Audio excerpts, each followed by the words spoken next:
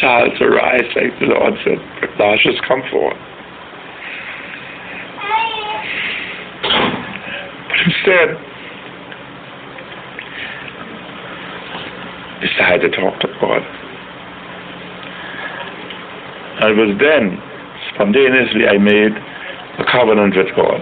According to a statement released by the Free National Movement, the 42-year-old father of three was riding with F&M Secretary General Michael Folks at around 12:30 Monday morning when he asked him to pull the vehicle over. He collapsed on the side of the road and was pronounced dead an hour later. Maynard's father had the heartbreaking task of traveling to Abaco to collect his body. After they returned to New Providence, doctors informed the grieving family that Maynard had died of a massive heart attack. His mother, Isadora Maynard, says that came as a shock as her son was trying to lose weight. His heart was enlarged, and he was tired. He needed rest.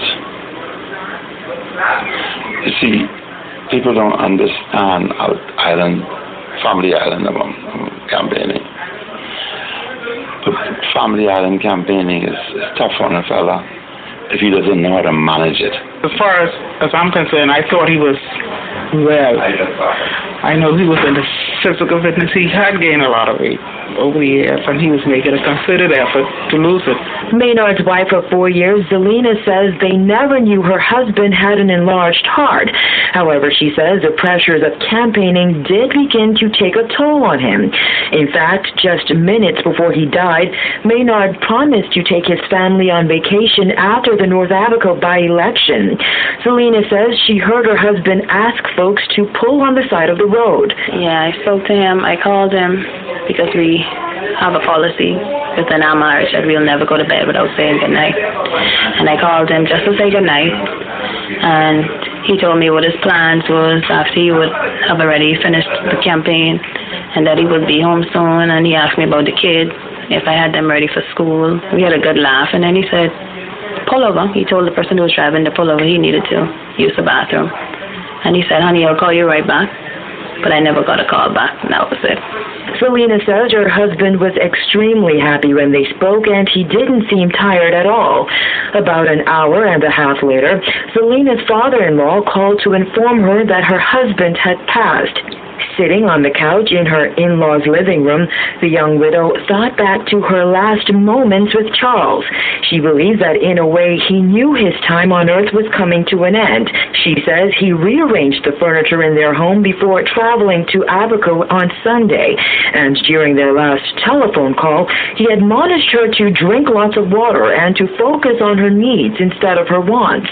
As the Maynard family makes funeral arrangements, Zelina says one of her biggest concerns is their youngest daughter, 5-year-old Charnay.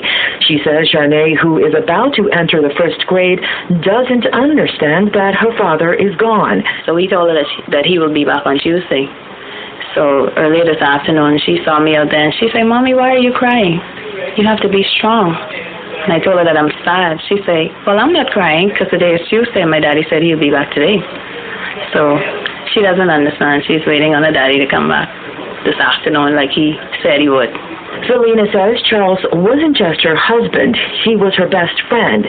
She says while he was sometimes criticized, she wants Bahamians to understand that he dedicated his life to uplifting his fellow countrymen, particularly during his time as a Member of Parliament for Golden Isles and Minister of Youth, Sports and Culture. A date has not yet been set for Maynard's funeral. However, his mother says she hopes he will be laid to rest sometime next week.